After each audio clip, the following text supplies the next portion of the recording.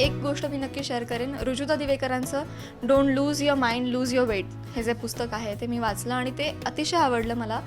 आणि मी सगळ्यांना सजेस्ट करेन की ते वाचा, कारण खूप लॉजिकल गोष्टी दिलेल्या आहेत त्याच्या, की एका वेळेस खूप खाऊ नये, थोड्या थोड्या अंतरावर थोड्या थोड्या गोष्टी खाव्यात. म्हणजे दर 2-3 तासांनी तुम्ही खात राहा, थोडं थोडं खा.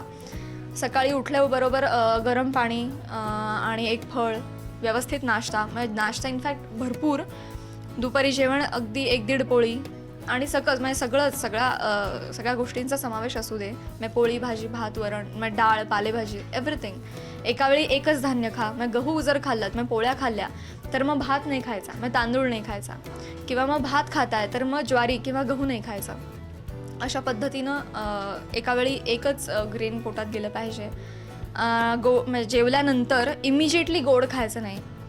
म्हणजे तुम्हाला जर खायचं आहे गुलाबजाम तर चालेल, पण कधी, आता दुपारी 2 वाजता जेवला तर 4 वाजता खा गुलाबजाम चालेल, किंवा 2 वाजता जेवणार तर 12 वाजता खा.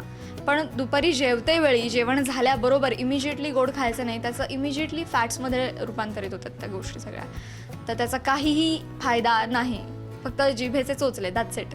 तर ह्या गोष्टी टाळते. किंवा चहा, मी ऑर्गॅनिक गूळ आणलेला आहे, तर संध्याकाळचा चहा तर बॉस बनताही आहे, तर साखरेचा न करता ऑर्गॅनिक गूळ घालून तो चहा पिते.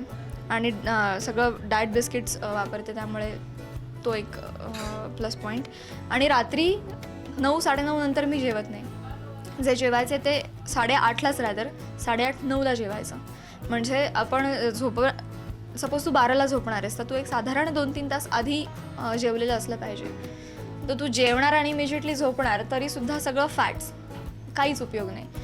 म्हणून 9-9:30ला मग त्यासाठी माझा डबा येतो सेटवर, आणि मी सेटवर वेळात वेळ काढून की थांबा क्लोज 5 मिनिटात मी खाते, पण मग मी 8:30-9ला जेवतेच आणि मग रात्री 12पर्यंत झोप येते असं. आणि मी म्हणेन, सगळ्यांना रिक्वेस्ट करेन इनफॅक्ट, की तुमची बॅग अशी छोटू पिटुकली बॅग न घेऊन जाता तुम्हीसुद्धा यातल्या काही गोष्टी जवळ कॅरी करत जा. म्हणजे जणू काही ओट्स म्हणा किंवा बिस्किट्स म्हणा, जेणेकरून तुम्हाला दर 2-3 तासांनी खाता येतील गोष्टी आणि तुम्ही हेल्दी राहाल.